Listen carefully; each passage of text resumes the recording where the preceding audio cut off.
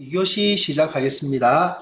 자, 이제 오늘 이 둘째 시간이 제일 마지막이네요. 그러니까 저도 이제 이 녹음을 하면서도 이까 미소가 저절로 돕니다. 아마 오시는 여러분들도 조금 아이고 이제 마지막이구나 하는 좀 생각이 드실 겁니다. 자, 이 교시에는 이 에필로그에서 어떤 뭐 너무 깊이 있게 생각하실 필요 없이 어떻게 뭐 배운다라는 그런 내용보다는 이런 또 이야기가 있구나 하는 것을 정도로 생각하시면 되겠습니다. 그래서 우리가 일상적으로 보면 유명한 그림들이 있는데 그 그림들 속에서 보면은 눈에 보이는 거 그리고 우리가 기본적으로 아는 상식 그런 거에 생각으로 다른 것들이 있다는 거죠. 그래서 우리가 아는 것밖에 보이지 않는다 해서 그것을 뭐 엄청나게 여기서 제목 뭐 주의하자 돼 있지만 뭐 주의까지 할 필요는 없이 그런 것이 아닌 부분들도 있더라 하는 것을 오늘 좀 이야기를 한번 나눠보겠습니다.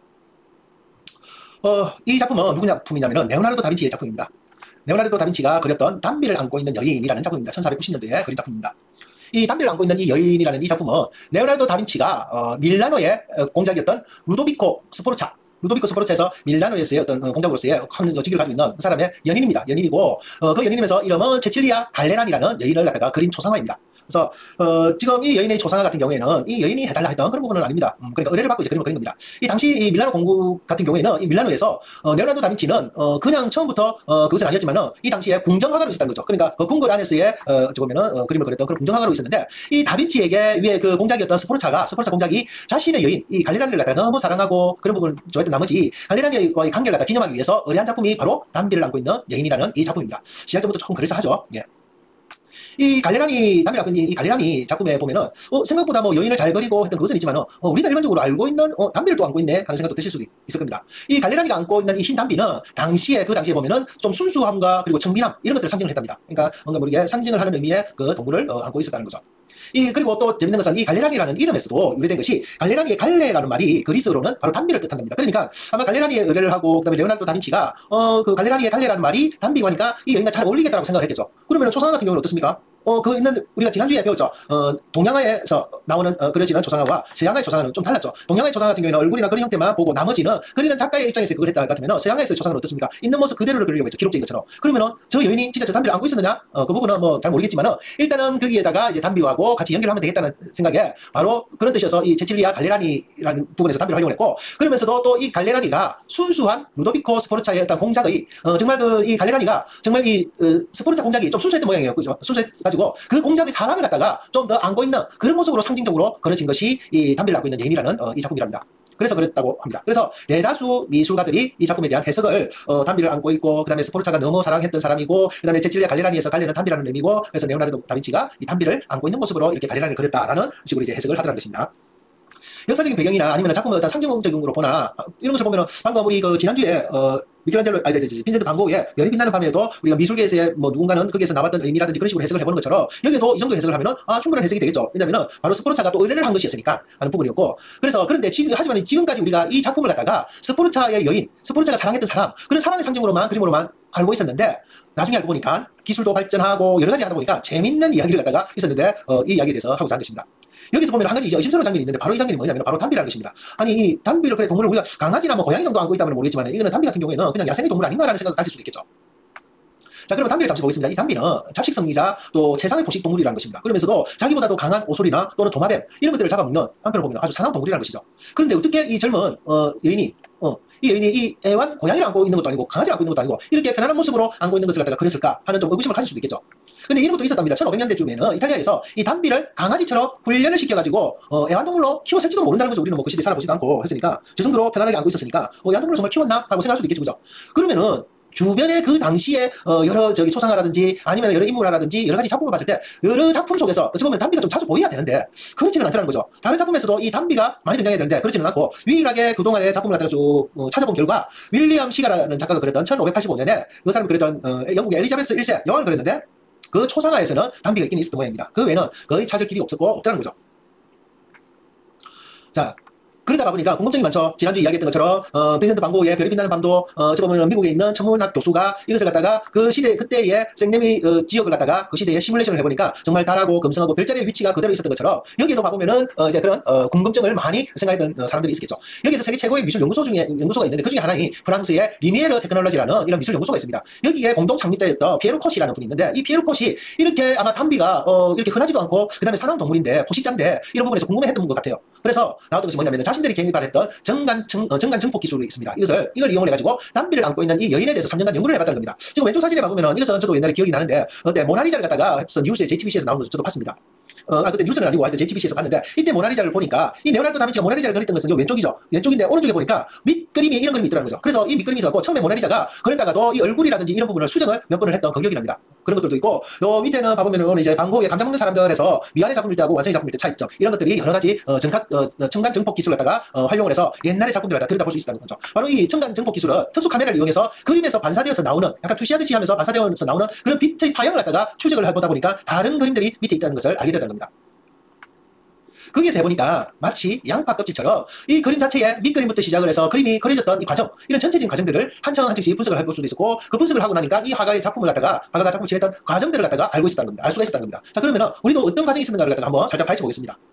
먼저 한꺼풀 밑에 딱 보니까 위에 제칠리아라는 이 여인의 모습은 그대로인데 여기에서 레오나르도 다빈치가 흰 담비를 그리기 전에는 회색 담비를 안고 있는 여인으로 그리더라는 거죠. 바로 이렇게 회색 담비, 이 담비를 갖다가 그렸다는 것을 알 수가 있었다는 겁니다. 그래서 다른 모습은 그대로 있는 것을 알 수가 있죠. 이 회색 담비를 안고 있는 여인이었다는 겁니다. 그리고 그러니까 그전에는 또 보니까 어떻게 했냐, 여기에는 그 한꺼풀 또 더 보니까 여기에 이제 회색 담배도 없고 그냥 손을 모으고 있는 여인 그 자체를 갖다 그대로 그렸다는 것을 알 수가 있었습니다. 그러니까 우리가 전형적으로 생각을 하고 있는 초상화에서 모습, 그러니까 여인 보고 자세를 잡아달라고 했을 때는 저 자세였겠죠. 그러니까 저런 자세로만 처음에는 그림을 그렸다는 것을 알 수가 있었습니다. 그렇게 해서 보니까 레오나르도 다빈치가 처음에 제칠리아를 그렸을 때는 갈레라를 그렸을 때는 담비가 없었다. 그리고 다빈치가 나중에 보니까 결론적으로 보면은 우리가 연구 결과에 다빈치가 작품을 갖다 거의 완성을 다 했을 때, 그러니까 이 여인을 갖다가 거의 완성을 다 했죠. 완성을 다 하고 뭐 조금 수정할 부분이 있었는가 모르겠지만은 다 할 때쯤 돼서 흰 담비를 추가했다는 것을 알 수가 있었다는 거죠. 그러면은 우리가 요 마지막처럼 왜 그랬을까 하는 부분이라는 거죠. 왜 그랬을까? 그래서 왜 했는가를 갖다가 또 한번 우리가 짐작을 해보는 내용을 말씀드리겠습니다. 자, 그러면 레오나르도 다빈치가 왜 그랬는가를 한번 레오나르도 다빈치부터 이제 한번 좀 알아보겠습니다. 레오나르도 다빈치는 1482년에 이제 밀라노에 이제 도착을 했는데, 도착을 하면서 그때 처음으로 궁정화가로서가 아니더라는 거죠. 나중에는 제가 앞에서는 설명할 때 궁정화가로 있었다고 했죠. 근데 궁정화가가 되기 전에 뭐부터 했느냐면 궁정연구원하고 그다음에 궁정군사학자 이런 신분으로 왔다는 거죠. 그러니까 화가로서 온 것이 아니고 연구원 또는 군사학자로서의 신분으로서 이 밀라노에 오게 됐다는 겁니다. 다빈치가 스포르차에게 자기의 이력서를 보냅니다. 이 이력서를 보냈는데 그 이력서에 보면은 모든 것들은 자기는 다 만들 수가 있다. 그런 건축물뿐만 아니고 무기까지도 다 만들 수 있다. 이런 이야기를 갖다가 거의 싹 다 그런 내용이고, 제일 마지막 줄에 뭐가 있었냐면은 나는 거기에 플러스 그림도 잘 그린다 정도만 이제 있더라는 거죠. 그러니까 자기 어필은 자기가 하고 싶었던 것은 궁정 화가로서의 화가보다는 그냥 군사학자 아니면 어떤 엔지니어 아니면은 그런 부분들에 더 아마 관심이 많았던 것 같아요. 그래서 그 정도만 하고 했던 겁니다. 왼쪽에 있는 밑에 있는 사진 같은 경우에는 날 수 있는 비행기를 만들기 위해서 자기가 손으로 스케치를 했던 그런 설계도입니다. 자, 그렇게 해서 이제 레오나르도 다빈치는 밀라노에 왔는데 레오나르도 다빈치가 했던 발명품들이 전부 다가 실패하고 아니면 성공을 하더라도 실질적으로 실용화 되지는 못했다는 겁니다. 그래서 레오나르도 다빈치 같은 경우에는 심지어는 의학적으로도 많이 조예가 깊었고 그러면서 여러 가지 무기도 만들고 다 해봤지만은 실용화는 안 됐다는 거죠. 그러면은 연구원이나 이런 학자들에게는 제일 중요한 게 뭡니까? 정말 쓸 수 있는 것이 돼야지. 월급은 주고 있는데 돈은 주고 있는데 그것이 실용화가 안 되면 그 사람은 쓸 일이 없겠죠, 그죠? 그러다 보니까 그 대신 이 스포르차가 보니까 레오나르도 다빈치를 갖다가 인정을 했던 것 같아요. 그래서 내보내지는 않고 이런 좋은 인재를 갖다가 놀리기는 아까우니까 생각을 해보니까 그때 제일 마지막 줄에 그림도 잘 그린다 해서 이 스포르차가 레오나르도 다빈치에게 그림을 의뢰하게 됩니다. 바로 그러면서 어떻게 처음으로 의뢰를 했던 그림이 자신의 예인이 체칠리아 갈레라니의 초상화를 그려달라고 의뢰를 한 것이, 어찌 봐보면은 그 이전에는 밀라노에 오기 전에는 뭐 또 알아서 그림도 그렸겠죠. 그러니까 자기가 그림을 잘 그린다는 것을 알 수가 있었겠지만은 여기 와서 밀라노에서는 처음으로 그린 그림이 체칠리아 갈레라니의 초상화를 그린 것이 거의 뭐 처음이라고 공식적으로 되어 있는 것은 볼 수가 있겠습니다. 그런데 다행인 것은 레오나르도 다빈치는 자기가 하고 싶은 것은 연구자이자 무기를 만든다든지 그런 것을 하고 싶었는데 이 레오나르도 다빈치는 거기에 대해서도 실망을 하지 않았답니다. 실망을 하지 않고 이 초상화에 대해서 최선을 다해서 그렸다는 겁니다. 그러면서도 손가락에 주름까지도 섬세하게 그리고 있는데, 그렇지만은 이것만으로도 레오나르도 다빈치는 조금 부족했는지 자기 자신이 아마 욕심이 되게 많았던 것 같아요. 그러니까 이 자기 자신을 갖다가 좀 더 스포르차에게 어필해보기 위해서, 더 잘 보이게 하기 위해서 자기가 스포르차가 부탁하지도 않았는데 나름대로 아이디어를 갖다가 넣은 거죠. 그 아이디어를 갖다가 넣어서 스포르차에게 인정을 받고 아니면 더 큰 프로젝트를 받고 싶었던 거죠. 그러니까 이제 욕심이 많든지 하여튼 그렇게 고민을 했던 것이, 그러면서 그런 탓에 이제 이렇게 아이디어를 또 냈다는 겁니다. 이 레오나르도 다빈치는 루도비코 스포르차의 별명보다는 순수함이고 갈릴레이의 별명이었던 이 흰 담비를 갈레라니를 안고 있게 그림을 갖다가 수정했던 것입니다. 바로 수정을 하고, 그러면서 이렇게 수정을 해서 다 그리고 난 이후에 넣고 나니까 정말 이 스포르차는 정말 보고 엄청나게 흡족했겠죠. 그러면서 이 스포르차는 너무 마음에 들었던 나머지 레오나르도 다빈치에게 초대형 프로젝트를 주게 됩니다. 주게 되고, 그 초대형 프로젝트를 준 것이 무엇이냐면 무기를 만들고 하는 것이 아니고 예술 작품을 만들도록 또 부탁을 하는 거죠. 큰 작업을 하게 되면 돈을 당연히 주게 되니까. 그래서 했던 것이 뭐냐면 스포르차 집안이 좀 아주 잘 부유하고 그런 영광스러운 집인데, 그러한 자기 집안의 영광을 갖다가 좀 빛나게 했던 할아버지가 계셨는데, 그 할아버지이자 위대했던 프란체스코 스포르차, 이 프란체스코 스포르차가 말을 타고 있는 청동상을 만들어 달라 해서 조각 작품을 의뢰를 했습니다. 그러니까 참 레오나르도 다빈치도 대단하죠. 조각 작품을 의뢰를 했는데도 그것도 충분히 작업을 합니다. 하지만은 이것을 갖다가 작업을 하고 계속해서 만들어 가는 중에 2년 후에 전쟁이 터져버립니다. 그런 전쟁으로 인해서 청동상을 갖다가 제작을 하는 이 프로젝트마저도 무산이 되더라는 거죠. 그러니까 한편 보면은 이 저기 레오나르도 다빈치가 정말 세계 거장이 되고 정말 세상에 다시 두 번 다시 나올까 말까 한 이 거장이 되기 전에 그 과정들은 엄청나게 힘든 과정들이 많이 있었죠. 그러니까 처음부터 잘 될 줄 알았는데 그렇지는 않았다는 겁니다. 자, 근데 이제 전쟁이 끝나고 스포르차는 그래도 너무 뭐 미안하기도 하고 그렇게 그죠? 의뢰라는 것을 또 뭐 그것을 이어서 하는 것은 아니고 하니까 스포르차가 다시 다빈치에게 거대한 정동산 작업을 대신 지금에 보면 뭡니까? 인류 최고의 걸작이 된, 그때는 인류 최고의 걸작을 의뢰한 것은 아니었죠.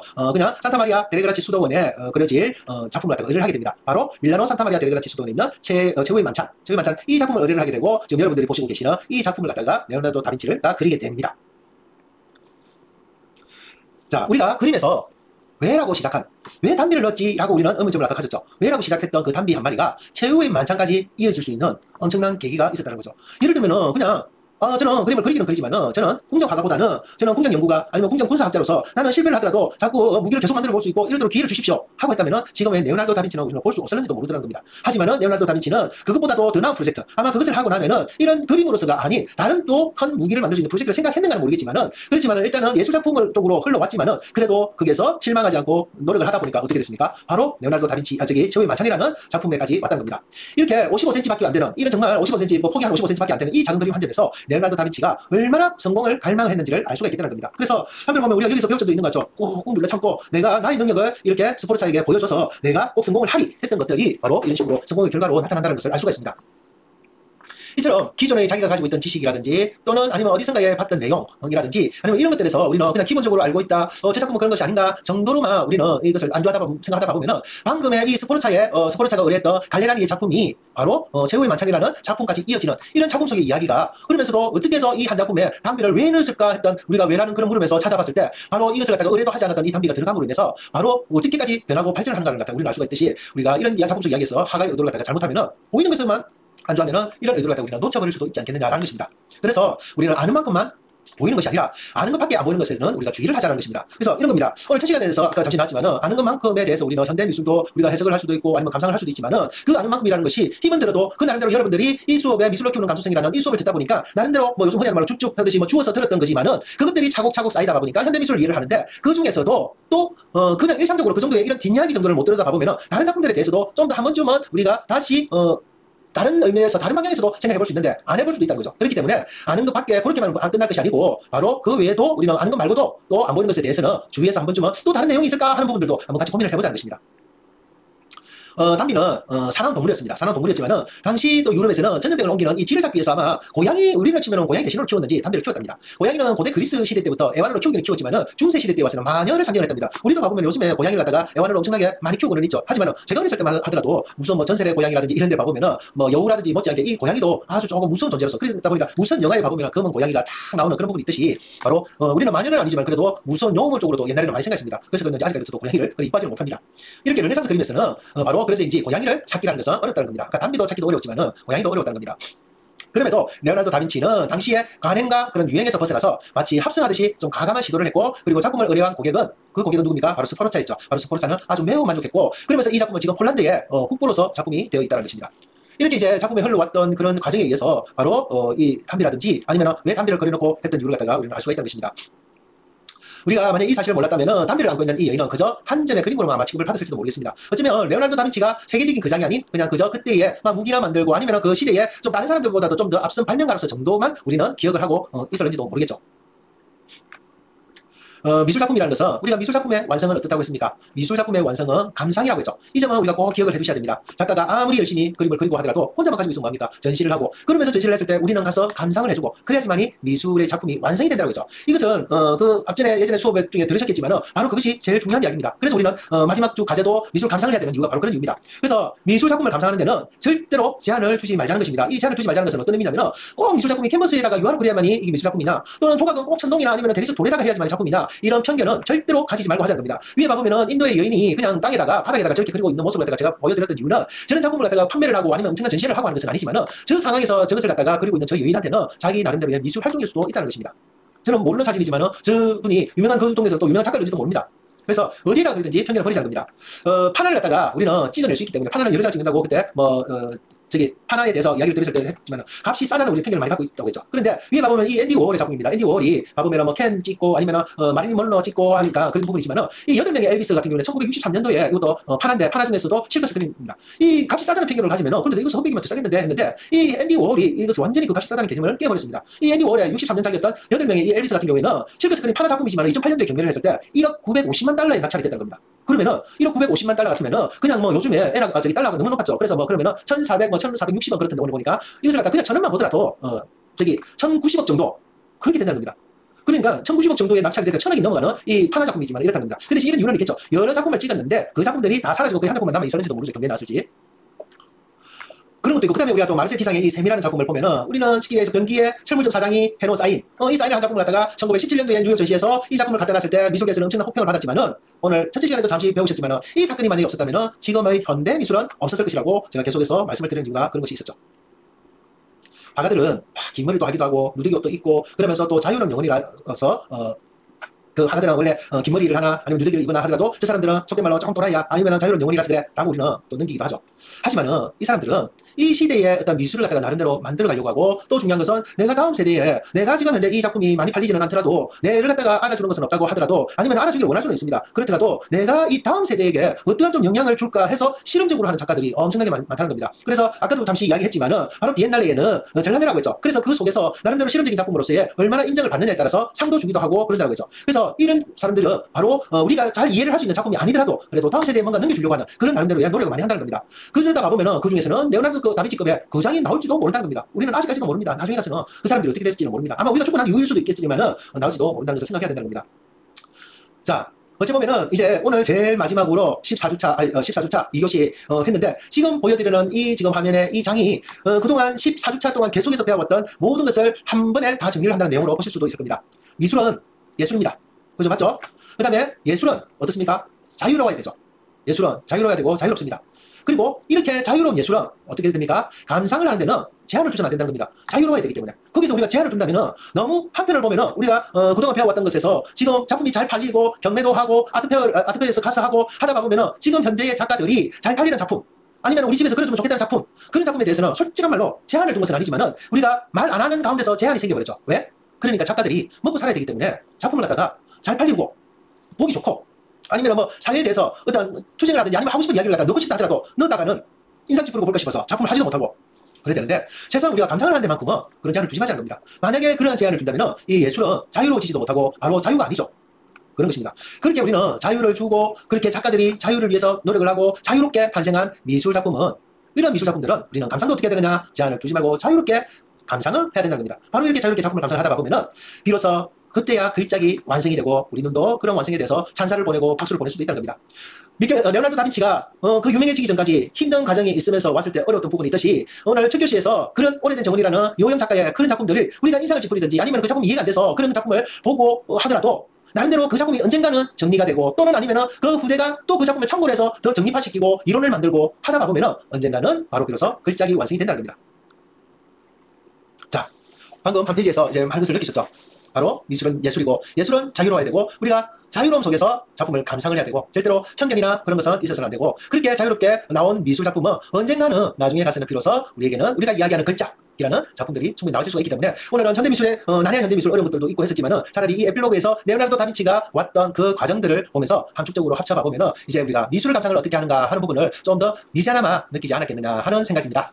자, 여기까지 해서 우리 14주차 수업 2교시까지 마치겠습니다. 자, 하여튼 뭐 한 학기 동안 너무나 수고 많으셨습니다. 수고 많으셨고 아마 여러분들이 이 수업 내용을 쭉 들어보시면은 엄청나게 여러분들에게 저도 항상 봤을 때만 생각해보면 좀 더 깊이 있게 해드렸으면 하는 부분도 있지만 아쉬움도 많이 남습니다. 아쉬움은 남기는 남지만 그래도 여러분들이 처음으로 이 미술 감상을 할 수 있는 발걸음은 내가 무조건 미술관에 갈 수 있도록 유도를 좀 해보고자 했던 부분에 나름대로의 좀 제가 계속해서 하는 말이 자의반 타의반으로 여러분들 미술 감상을 하러 미술관에 제가 보내달라는 것을 좀 나름대로 자부심을 가질 수 있고 또 하나는 뭐냐면은 이 그동안 여러분들이 배워왔던 이 내용이 엄청나게 깊고 그렇지는 않습니다. 얕은 지식일 수도 있습니다. 하지만은 그렇다고 그동안 배워왔던 감상을 하는 방법 아니면 미술 사조 여러 가지 제가 다양하게 일러드렸던 부분들은 아주 한정률을 기피한 것보다는 얇지만은 그래도 어느 정도는 여러분들이 부담 없이 받아들일 수 있도록 제가 알려드리고 싶다는 마음이 컸습니다. 그래야지만 여러분들이 미술이라는 것이 생각보다 어렵지 않은데 그리고 내가 이 정도의 지식을 살짝 가지고 다시 접하다 봐보면은 조금 더 깊이 있는 것을 여러분들은 또 알게 되고 야 이거 더 재밌는데 하고 들다 봐보면은 자기 자신도 모르는 사이에 엄청난 미술의 지식을 알고 있을 거라는 것입니다. 그래서 여러분들이 이제 교양감으로 시작이 된 거지만은 작게나마 시작을 해서 앞으로는 좀 더 깊이 있는 미술 감상을 하고 미술에 빠질 수 있는 그런 계기 하나에 제가 조금 첫그림이 될 수 있는 기회를 마련해드렸다라고 생각을 하시면 되겠습니다. 그 다음에 우리가 모든 내용에서 조금 더 부족한 부분도 있습니다. 아마 여러분들이 또 깊이 있게 공부를 하시다 보면은 조금 다른 부분은 있는데 그때에서는 각각 미술이라는 것은 그렇겠죠. 생각하는 사람들에 따라서는 또 다르게 해석되는 부분들도 있습니다. 그런 부분들은 또 나름대로 그것에 맞춰서 또 같이 공부를 하시면서 같이 알고 계시면은 엄청나게 많은 도움이 되실 거라는 겁니다. 그 다음에 얼마 전에 이제 교양 과목에 우리가 뭐 평가를 하고 뭐 여러 가지 있었는데 뭐 다는 아니겠지만은 그래도 그 이후에 나왔던 이야기들을 보니까 새로운 정말 미술 감상을 하는데 재미를 느끼고 지금도 감상하는 재미를 많이 느끼고 있다는 그런 이야기도 우리가 꽤 많이 들었습니다. 그래서 그런 부분에서 제가 희망과 또 기쁨이 있지 않겠느냐라고 생각합니다. 우리 그 부산 보건대 학생 같은 경우는 저를 보면은 뭐 또 인사를 하는 학생도 있고 하겠지만은 또 우리 타대학 학생들 같은 경우에는 제가 전혀 얼굴도 보지도 못하고 얼굴도 뵙지도 못했습니다. 제일 가슴 아픈 것은 좀 뵙고 했으면 제일 좋았을 건데 서로 시간이 안 맞아서 안 되지만은 그래도 하여튼 좋은 시간이 되었으면 합니다. 마지막 15주는 남아있지만은 15주는 아까 말씀드렸던 것처럼 첫째 시간만 털어놓고 일단 출석 때문에 하시고 둘째 시간에는 지금부터라도 그 양식에 맞춰서 준비하셨다가 한글 파일입니다. 한글 파일에 그대로 정리하시고 사진도 그 파일에 그대로 앉히시면 됩니다. 앉히셔가지고 업로드 하시면 되겠습니다. 자 여기서 제가 마지막으로 인사를 드려야 되겠습니다. 자 한 학기 동안 수고하셨습니다.